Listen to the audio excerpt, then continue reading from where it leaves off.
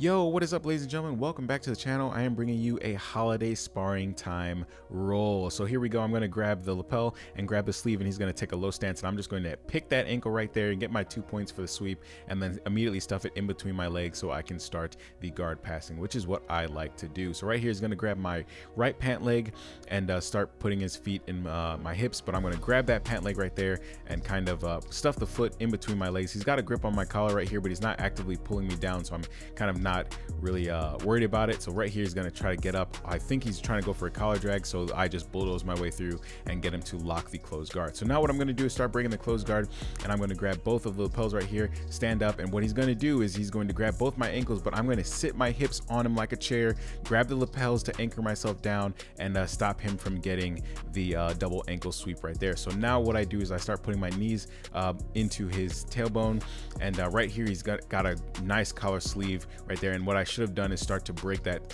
sleeve grip, or that collar grip, I'm sorry, but I wasn't paying attention to that. And now we start to stand back up. So right here, what I'm going to do is I'm going to keep my grip and start to grab the belts and start. What I wanted to do was work some throws right here, but he's going to sit to guard, and I'm immediately going to try to do a guard interception right here and stuff one of the legs and get into an over-under passing position right here. An over-under is one of my favorite passes. I'm going to actually do kind of a breakdown of my over-under and how I like to set it up and where I like to set it up from, and those videos will be coming in the new year. So right here I get the over-under pass right here, score my 3 points, and I'm going to immediately start feeding that lapel out. Like I said, ladies and gentlemen, if you watch my other videos, my game is kind of boring.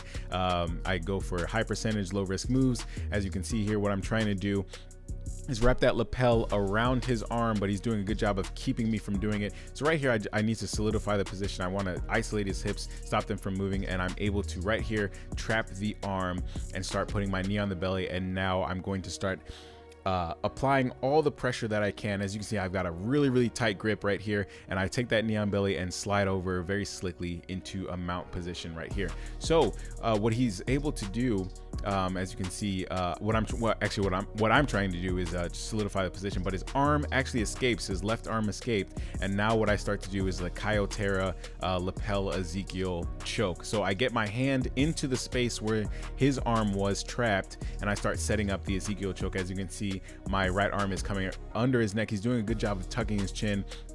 And to add more pressure to this choke, what I'm going to do is start getting into an S mount position right here. I realize that he's doing a very good job. He's not tapping. This guy is very tough. So I go back to the mount position right here, and then he's going to start to bump and roll, and I still have the choke, so I didn't really worry about it. Right here I'm still trying to get the choke, but he's able to come off the choke and basically get out of it. So that was a very tight one, he told me afterwards, but I wasn't able to finish it right there. So now I'm in the closed guard, and what I want to do is kind of keep my arm away because I know he's trying to grab it, and he starts to stand up right here, and I'm going to go for my own double ankle pick, grabbing the ankles, moving my hips closer, grab both the ankles right here. He's able to roll me over, and I turn that into a double leg, cut the angle, and get the takedown right there. And again, I start stuffing that leg and start setting up my passing position right here. So I've got the arm trapped, and now what I'm trying to do is kind of stop him from getting that his left leg in for a butterfly hook.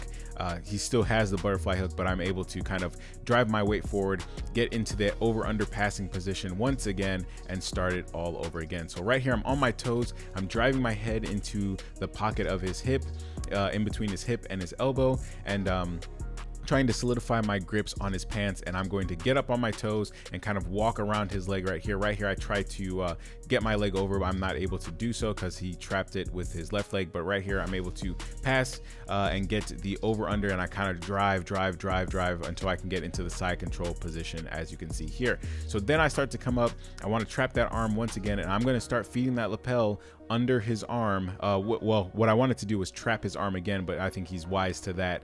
So what I do is I feed it under his arm right here, and I need to grab a very tight grip. As you can see, I'm really trying to make sure that I get as many fingers around that end of the lapel as possible. So here I start to drive my pressure in, and again, readjust my grip, drive my pressure in, try to sneak my knee in there for a knee on belly position, but he's doing a very good job of keeping his leg high and stopping me from getting the knee on belly and into the mount position. So right here, I kind of get into a knee on belly position and he's doing a good job of framing. But what I'm going to do is switch my hips right here, almost for a wrist lock position, and solidify the side control. And that, ladies and gentlemen, is the end of the roll. So that is the end of the roll. Thank you guys for watching. And ladies and gentlemen, we just hit 1,000 subscribers to the channel. So thank you for the comments, the support, the little tweaks in my jiu-jitsu game to help me get that much better. And we will be bringing more breakdowns, different things to the channel. Some of the moves I like to do, we're going to be breaking all that down for the new year. So thank you guys again for your support and helping me reach 1,000 subscribers. I wish you guys a happy new year and a blessed holiday, and I will catch you on the next one. Peace.